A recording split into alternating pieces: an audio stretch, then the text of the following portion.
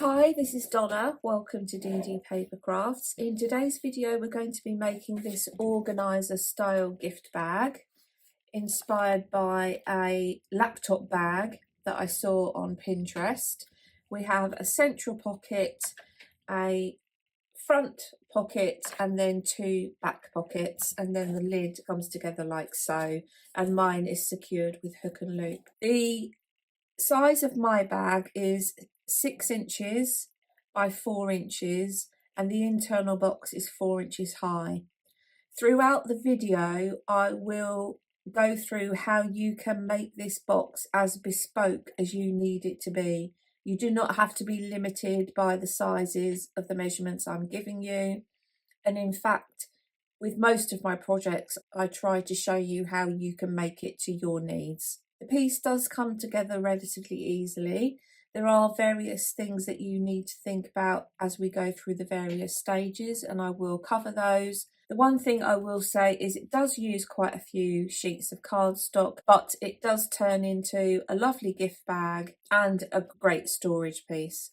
So without further ado, let's put this project together. We'll start with the central pocket, and this requires 2 pieces of cardstock which are 8.5 inches by 6 inches, and this assumes that your central pocket is going to be 6 by 4 by 2, the same height as mine. Along the long side, score at 6 and 8, so this is going to give us the front of the box and the side of the box, and a glue tab, rotate, and along the short side score at 4. So this is the height of the box and the base. So you'll do that twice. Fold and burnish along all of your score lines. If you have your piece in this orientation, so the 1/2 inch tab is over to the right hand side, we're going to cut up the first score line up to the long horizontal, like so. Move along to the next score line and cut up to the horizontal like so. Rotate and remove that long rectangle, and then take a wedge from the ends of this glue tab, and then I'm going to go back in and just take a small wedge from this corner glue tab. So you'll do that twice. With this particular project, we will make the base and the front and back elements last once we've completed all the boxes. And in order to get accurate measurements for those, we want to add our DSP onto the front and the back of the box sections before we work out the length of the pieces we're going to need. You may want to add your pattern paper now whilst the piece is flat, or once we've made the box up. I'm going to have a very small border on mine, so my pieces will be 5 7/8 by 3 7/8. You may prefer to go for the more traditional 5 3/4 by 3 3/4. We will add glue onto the side glue tab here, join our 2 pieces up, and concentrate on getting the score line lined up along the section here, because we can always trim the top if we need to. Once that's in place, I'm going to flip the piece over, fold this end section over, add glue to the glue tab, and then flip over the long side section and join up the 2 sections. I'm now going to add my pattern paper onto this large section here and onto the large section here. You don't need to add it onto these side sections because these will be adhered to the side of the bag carcass, as it were. Flip the piece over, fold in the 2 small ends and add glue to the top of those. Fold in one of the long sides, add glue to the top of that, and then fold down the second side. Flip the piece over and use your score tool or a ruler to go in and spread the glue along the bottom of the base. So that's the central pocket. Now we'll start to make the wallets. So the first wallet, which I'll refer to as my front wallet, the width of this is 6 inches and it's 1 inch deep and 3.5 inches high. I have a piece of cardstock which is 9 inches by 5 inches. Along the long side, score at 1/2 and 1.5, 7.5 and 8.5. And if you can see this score line here, please ignore it, it is an error. And on the short side, score at 3.5 and 4.5. This doesn't have a back to it. I'm just going to add it straight onto the front panel of the bag carcass. We'll again fold and burnish along all of the score lines. If you have the piece in this orientation, so you've got the long 1/2 inch glue tab near to you, we'll start on the first vertical score line and we're going to cut up through the first horizontal up to the second horizontal, like so. Rotate and remove that long section by cutting along the second horizontal from the end. Rotate it back and move along to the next vertical and cut up to the second horizontal. So this is creating the corner glue tab, as it were, for our pocket. Rotate and cut along the score line to remove that section. So our corner now looks like that. We're going to repeat at the other end, like so. Rotate your piece, and I'm now going to just take a wedge from the ends of the long glue tabs, and I'm just going to slightly shape these two corner glue tabs. That's our piece. I'm going to stick my pattern paper onto the front of the piece, and that is going to be 5 7/8 by 3 3/8.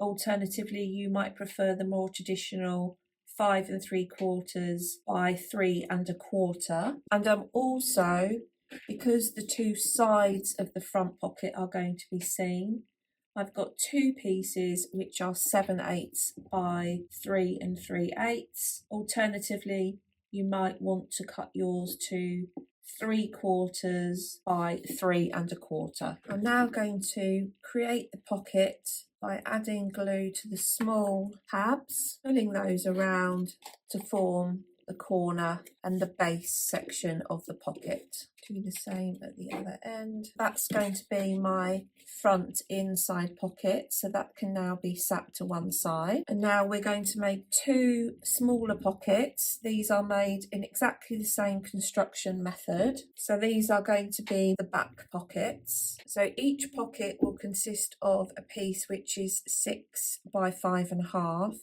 and these are going to be 3 inches across, 1 inch deep, and 3.5 inches high. Along the long side, score at 1/2, 1.5, 4.5, and 5.5. Rotate, and on the short side, score at 3.5 and 4.5. We will then cut and construct those in exactly the same way as the larger pocket. Each of the small pockets will have a piece of pattern paper on the front, and this will measure 2 7/8 by 3 3/8, or 2 3/4 by 3 1/4. And then each pocket will have one side section covered. This is 7/8 by 3 3/8, or you'll use 3/4 by 3 1/4. Your two boxes will be adhered together on this panel, so it'll only be the left hand side, as it were, of this one that's seen, and the right hand side of the next one, which is seen. Once your two back wallets are made, I'm actually going to glue the two together in the centre like so. This is optional, but I do feel that the rigidity will help to the strength of the piece. So I'm going to line those up, push those together, make sure the bases and the lids are aligned, squash those in place. I've got some small pegs here. Just clip those together, and I will just keep that pushed together until the glue starts to go off. And what you can do if you need to is just fold up these bottom tabs, pull these two up and clip those together as well, and that will just help to keep the piece secured as the glue dries. We're now going to make the bag carcass, and you can see here that I've clipped all my boxes together. I've got my two small wallets here, my central box, and then my larger wallet. And it's really important that at this stage you have added your pattern paper onto the wallet and box element if you're going to have them, and any embellishments that you might be adding onto them as well, because we need to take into account the depth of pattern paper on top of pattern paper, embellishments on top of embellishments, when we calculate the elements to make the bag carcass. So you can add embellishments 1/2 inch thick if that's what you want to create the look of your piece, but that 1/2 inch will then need to be taken into account when you create the bag carcass. Hopefully that makes sense. So I'm just going to fold it over. So the first thing you want to do is measure the width of the piece. Because we've got two pieces of cardstock up against each other, I'm just going to double check the measurement of my box. So I can see that my piece is now, it's about 6 1/16 of an inch across. So I need my width of my bag to be 6 1/16 of an inch. So I'm going to turn my piece around and do exactly the same along the sides. Now I don't have any embellishments on the side of my piece. I just have my pattern paper. But as I said, if you've got embellishments, that's going to extend the depth of your piece. So let's use my ruler again. I'm going to line this up at the bottom with the corners, and that is 4 1/8 of an inch. So the base element of my bag is going to be 6 1/16 times 4 1/8 plus a 1/2 inch glue tab plus a 1/2 inch glue tab. So 6 1/16 by 5 1/8 of an inch. This is my base, 5 1/8 times 6 1/16, and along the shorter side I'm going to score at half, rotate 180 degrees and score at half. Fold and burnish, and I'm just going to take a wedge from the ends of these long glue tabs. If I take my clipped together piece, I should find that I sit this centrally.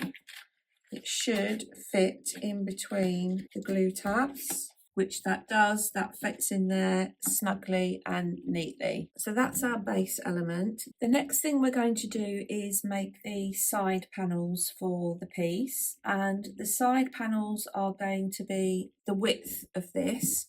So this was 4 1/8 of an inch. And in relation to the height of the side panels, consider whatever it is that you're going to be putting in the central or the side pockets. If you're going to be putting something which is going to sit proud of the height of the box in the middle, for instance, so it's going to be taller than 4 inches high, you want to accommodate that when you make your side panels, and indeed your front and back panels as well. You can make the carcass element bespoke to the items that you're going to be putting in the wallets or the boxes. Now you would probably want to put your tallest item in your central pocket. So as an example, if I were to use my glue, and this is the height of my gift, the front and back and the side of the bag carcass need to take that into consideration. So I would want the sides of my box to be 6 inches, which is the height of the piece. And then when I make my front and back panels, I need to take that into consideration as well. Now, I'm not going to be putting anything taller than the 4 inches, so that's what I'm going to work on. So my side panel is going to be 4 1/8 of an inch across, and I'm going to have it just sitting slightly proud of the box. So it's going to be 4 inches plus a 1/2 inch plus a 1/2 inch glue tab. So 5 inches times 4 1/8. So I have my two pieces for the sides, and I'm going to score along the 5 inch side only at 1/2 inch. Fold and burnish, and then I'm going to take a small wedge from the end of the glue tab. If we take our base element, our two side pieces are going to sit in the inside either end like so. So I'm going to glue those into place. So now if we come back in with our piece, we should find that the sides come up and it's still fitting neatly inside the base. Once your base and your sides are stuck together, the next thing I'm going to do is stick the central pocket into place on the base and stick the sides into place. I'm going to keep this together so that I can make sure that it is absolutely accurate when it sits in this element. So I'll flip it over and add glue to the base to start with. Make sure you only get your glue in the central box. You don't want to be sticking the wallets down. Now you might want to put this in and then detach the pieces. That's entirely up to you. So I'm going to sit this down in the base, pull the glue tabs for the base up behind, pull the sides up, make sure it's all sitting where it should. Okay, I'm going to unclip these, move these ones out of the way. We know that this piece is sitting where we need it. I can go in and just burnish that down. Now I'm going to stick the two sides in place.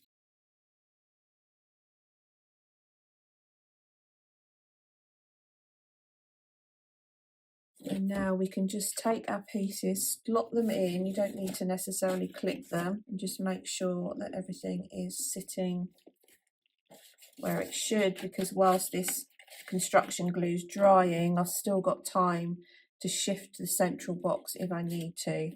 So that is in there. Okay, that's good. I'm happy with that.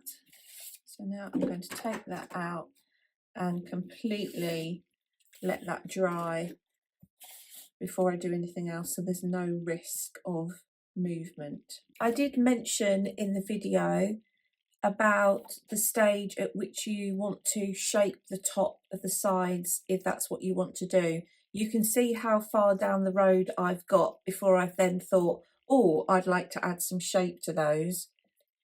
I've marked on one corner only where I want the curve to come in, and I'm going to cut that out carefully. And now I'm going to use this piece that I've removed on every corner so I can make sure that I get the same shape. So it's one of these things where, because I only make one project, I suddenly realise along the way, oh, I'd quite like to change it up and have such and such.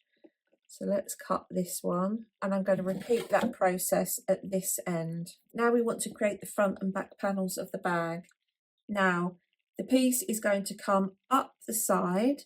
We don't need a glue tab at the end because it's going to sit straight onto these glue tabs here. It's now going to follow my curve. I want it to meet in the middle of the box and then come up, so I've got room for my hook and loop to join the bag together. I've got a strip of cardstock here, which is just a piece of scrap, which I'm going to use to calculate the length of the piece that we need for the side of the box. And you can follow the same process, particularly if you're going to have an object in the central pocket which is taller than the height of the pocket. I've put a 1/2 inch score line in just to assist me, but I won't be taking this 1/2 inch into account when I measure the length of the box. It's merely just to wrap around the base to make things easier.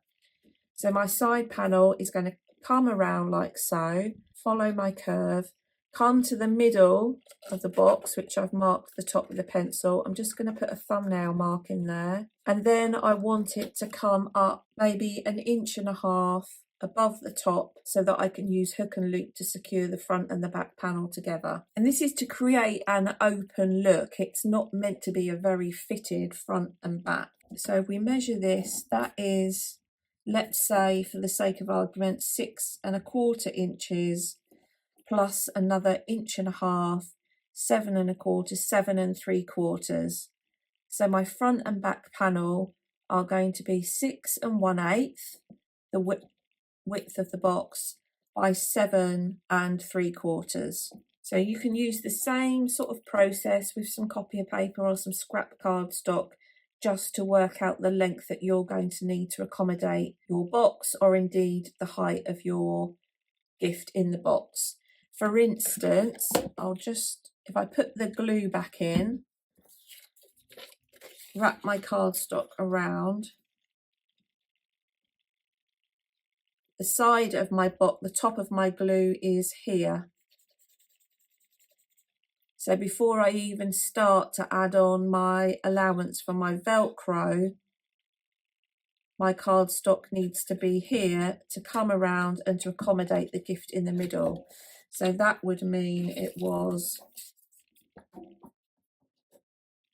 let's say 7.5, just to get to the top of the gift, and then my allowance for my closure system at the top.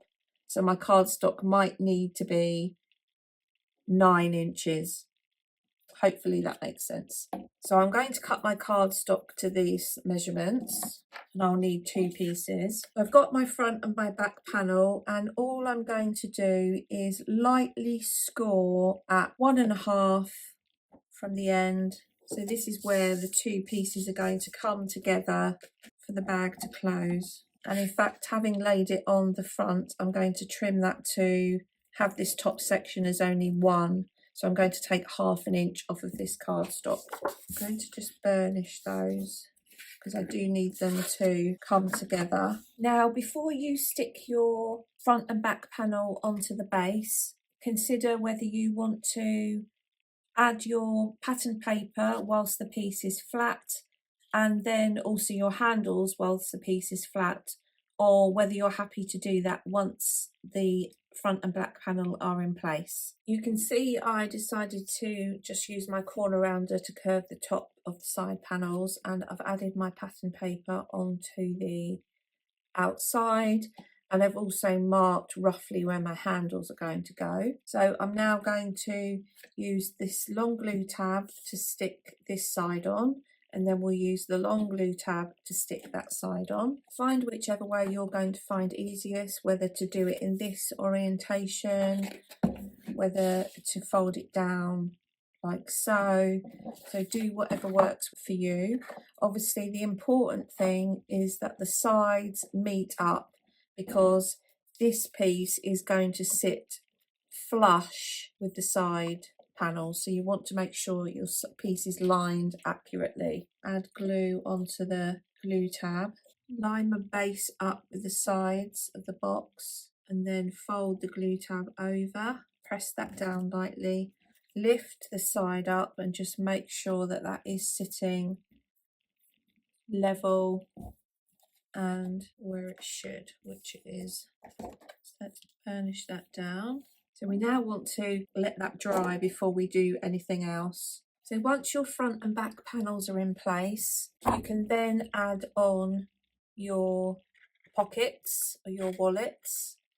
And these are obviously going to be adhered via the glue tabs on the side. Now, if you have a front and back decorated panel on your bag and you've nominated front and back wallets, make sure you're sticking them on the right panels. You might find it easier to put your pocket in, so the pocket's in the right place, and then lift up front or the back panel like so. Get that roughly in place, and then I can pull that back and burnish down the tabs. So again, do whatever is easiest for you. Now there is going to be a little bit of scope on this beyond the longer pocket, because obviously we made the size of the width of the box to accommodate the 2 smaller. So you might have a little bit of a gap either side, but that's fine. That sits in there nicely. Now I can go in and burnish down along the glue tabs, and then we can repeat the same with this side. My piece is all now dry. I've added the side panels on, and I cut these to 4 3/8 by 4. And once I'd cut the size I needed, I used the earlier piece that I'd cut away to use the shape, laid this on the pattern paper and again used this as a template, and it's isn't near the right shape as it could be. And now once the piece is fully dry, I'm going to push the top in towards each other so that the top sections meet and the piece starts to follow the shape I've got here at the top.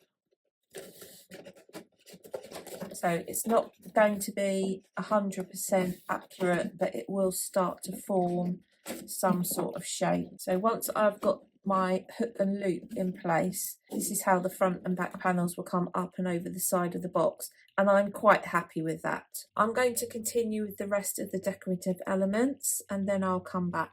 I've added on my handles, and these were made from 1-inch strips of cardstock scored at 1/2 inch, folded in half. They're 11 inches long, and these 2 bars here were from a bag accessory die set. So I have my hook and loop closure at the top, like so, and then you can see the sides pull down and come back together like so. You could, of course, if you wanted, add lids onto any of these, just to make that a little bit different. All in all, with the exception of my excessive use of glue, so I now need to spend some time going around with my glue eraser to get rid of that, I'm really happy with how this bag has come out. It does have a doctor's bag style to it, but as I said at the beginning, you really can make this bespoke to your particular needs and size it as necessary. So there we have today's project. I hope you've enjoyed today's video. If you haven't done so already, please consider subscribing to the channel, and until next time, thanks for watching.